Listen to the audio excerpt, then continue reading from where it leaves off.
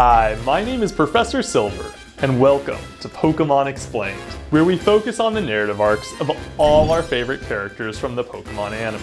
In today's episode, we'll be deep diving into the complete history of Brock's Crobat, detailing all of its battles, major appearances, character development, and unique storylines.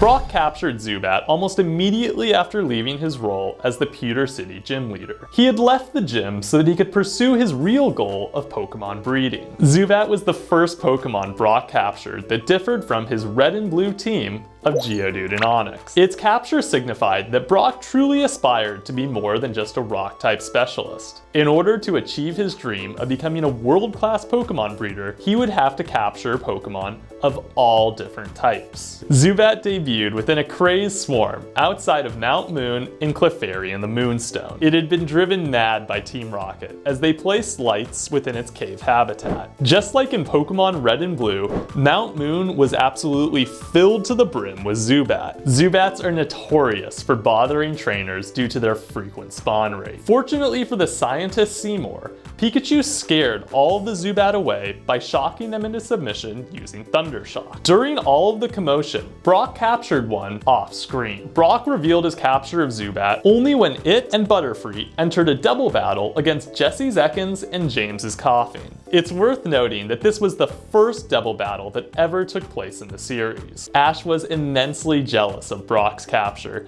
and lamented his lack of foresight in capturing a Zubat of his own. Under Ash's control, Zubat would have likely been given significantly better exposure. I imagine that with Ash, Zubat would have been quickly transferred to Professor Oak's lab, where it would have served as one of his reserves alongside Krabby, Muck, Tauros, and the rest of the Pokemon that he captured over 22 years. Zubat and Butterfree launched a joint Whirlwind to clear Koffing's smog. Though Ekans bit Butterfree and Koffing tackled Zubat, Zubat managed to repel their advance by confusing the duo with Supersonic. Butterfree then sent them flying using Whirlwind. Much like its flying counterpart Pidgeotto, it was given no development before being captured, and the highlight of its capture was fighting Team Rocket. Zubat's only other battle of Kanto was against a giant Tentacruel and its Tentacool minions. Zubat flew Ash's Squirtle into battle and was shown beating several of the Tentacool using Supersonic. Though it fought valiantly, it was eventually defeated alongside the rest of its teammates. After its loss against Tentacruel, Zubat was largely absent for the rest of the saga except for a handful of cameos. Like most of Brock's Pokemon, Zubat was given minimal exposure and barely any battles. Zubat's screen time was typically hogged by Pidgeotto, who provided most of the group's aerial assistance, scouting, and aid against Team Rocket. Judging by Zubat's lack of screen time, it may have only been captured to set up its eventual evolution into Crobat during the Johto saga.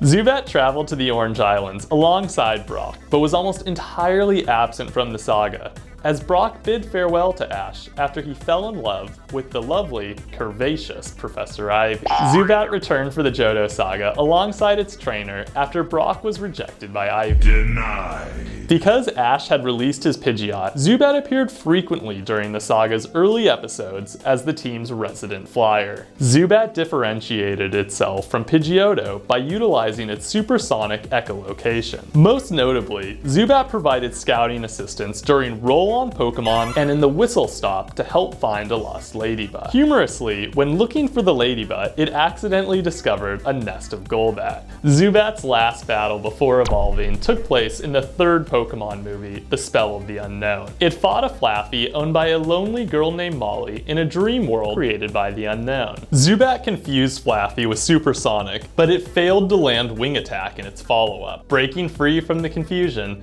Flaaffy proceeded to drop Zubat like a rock using Thunder Shock. Zubat never truly stood a chance, as Dream Pokemon were essentially unstoppable. 159 episodes after its capture, Zubat finally evolved into Golbat during Hassle in the Castle. Zubat was volunteered by Brock to aid the beautiful Dr. Anna in her medical work. Alongside Anna, Zubat, Mimi, the two used their supersonic waves to conduct ultrasounds on Anna's patients. When Team Rocket attacked the medical center, Brock and Dr. Anna escaped into a hidden labyrinth. Zubat's Supersonic was used to produce a digital map of the maze and uncover the route to freedom. Along the way, Zubat and Mimi also fought together against Jesse's Arbok and James's Weezing. After confusing Arbok, Zubat immediately evolved into Golbat. Now significantly stronger, Golbat deflected Arbok's poison sting and defeated its foe using Supersonic. Golbat Supersonic was so powerful that it overloaded Dr. Anna's computer, leading her to declare it was the most powerful usage of the attack she had ever seen. Unfortunately for Brock,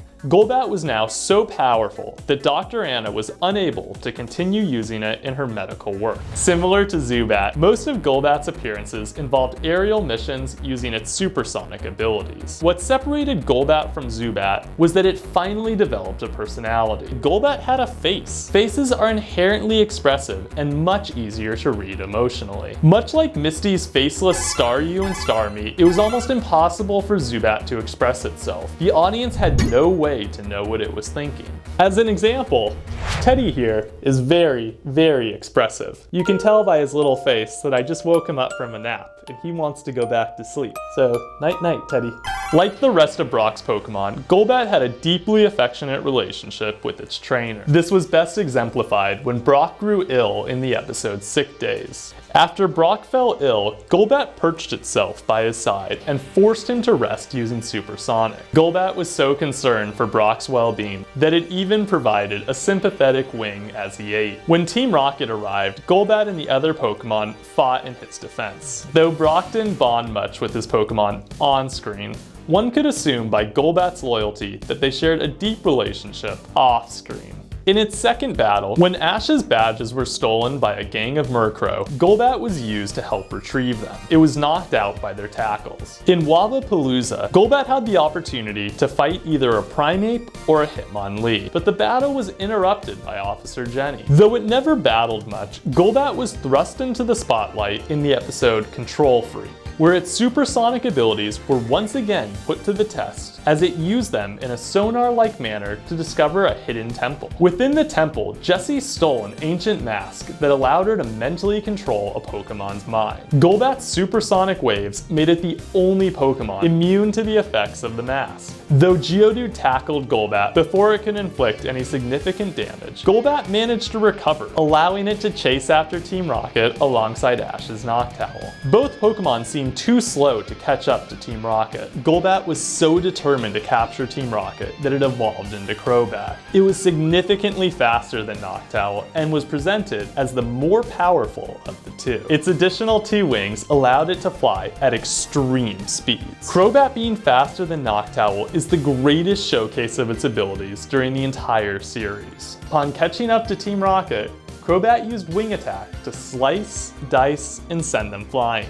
Much like Ash's Pidgeot, Crobat was massive. Brock never utilized it to fly. I would have loved to see Crobat attaching itself to Brock's back like a jetpack. Golbat's evolution proved Brock's immense skill as a Pokemon breeder. Golbats only evolve when their happiness and friendship with their trainer is at an insanely high level. After evolving, Crobat was primarily used for rescue missions and flying support. Much like with Pidgeotto, it competed heavily with Noctowl for screen time. 2 of its most notable appearances took place in Throwing in the Noctowl, where Crobat helped Ash maintain his position aboard an alien plane, and in Lapras of Luxury, where it used Sonic Boom to once again wreck Jesse's Arbok and James's Weezing. During Pokemon Heroes, Crobat also defeated a Kabutops, with the help of Misty's Corsola and her Politoed. Besides its battles against Team Rocket and Kabutops, Crobat was unfortunately robbed of the opportunity to prove its true strength in battle. After the Johto League, Crobat was left with Brock's brother Forrest at the Pewter Gym alongside Onix and Geodude. Since Brock was adamant that the gym was dedicated to rock types, it's unclear how a poison and flying type like Crobat fit into the equation. It may have been used against competitors, or